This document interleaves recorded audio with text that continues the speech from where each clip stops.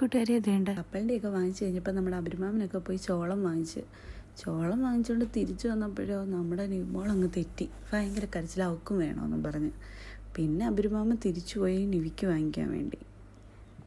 എരിവില്ലാത്ത മേടിച്ചുകൊണ്ട് വരണേ അഭിമാമെന്നും പറഞ്ഞാൽ വിട്ടേക്കുന്ന ആള് കണ്ടെന്നിട്ട് പെതുക്കെ അഭിമാമൻ്റെ പുറകിന് പോവുക.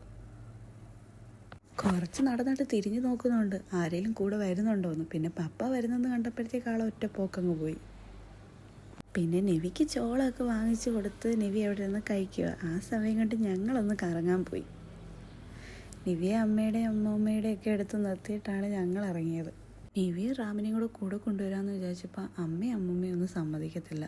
പിള്ളേർക്ക് രാത്രി ഐസൊന്നും മേടിച്ചു കൊടുക്കണ്ടെന്ന് പറഞ്ഞുകൊണ്ട് പിന്നെ ഞങ്ങൾ 3 പേരും കൂടി പോന്നു. ഞങ്ങൾ വന്ന് വേണ്ട ഒരു ഐസൊക്കെ കഴിച്ച് കുറച്ച് കഴിയുമ്പോൾ ഞങ്ങളെ തിരക്കി പപ്പ പുറകിന് വന്നു.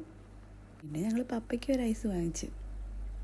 ഐസ് കഴിച്ച് കഴിഞ്ഞ് ഞങ്ങൾ പിന്നെ ഓർഡർ ചെയ്ത് ഫ്രൈഡ് മോമോസ് ആയിരുന്നു. പിന്നെ അതൊക്കെ കഴിച്ചിട്ട് ഞങ്ങൾ പെതുക്കെ തിരിച്ചു വിട്ട്. ഞങ്ങൾ തിരിച്ചു വന്നപ്പോഴത്തേക്ക് നിവിമോൾ വേണ്ട ഒരു സ്റ്റാറൊക്കെ ആയിട്ട് നിൽക്കുന്നു.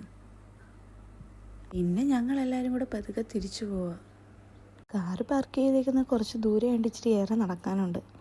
കുറച്ച് നടന്നിട്ട് ഞങ്ങളവിടെ വെയിറ്റ് ചെയ്തു. പിന്നെ പപ്പയും ഷായിച്ചിട്ട് അവിടെ കാറുമായിട്ട് വന്നു. കൊള്ളാലോ, ഇതാരാ മേടിച്ചെന്ന് നിവിമോക്ക്? ാണോ മേടിച്ചെന്നേ? കുറച്ച് കഴിഞ്ഞപ്പോഴത്തേക്ക് നിവിക്ക് ഭയങ്കര വിശപ്പായി. അപ്പോൾ പിന്നെ ഫുഡ് കഴിക്കാൻ ഞങ്ങൾ കയറി. റാമാമൻ എന്നെ എടുത്താൽ മതിയെന്നും പറഞ്ഞുകൊണ്ട് ചാടി റാമാമൻ്റെ തോളെ കയറിയിട്ടുണ്ട്. റാമാമൻ ഭയങ്കര സന്തോഷത്തോടൊക്കെയാണ് നിവിമോളെ എടുത്തുകൊണ്ട് പോകുന്നത്. കാരണം ഞാൻ മാമനല്ലേ. മാമനുമായിട്ട് കളിയും ചിരിയൊക്കെ കയറിയിരുന്നുണ്ട്.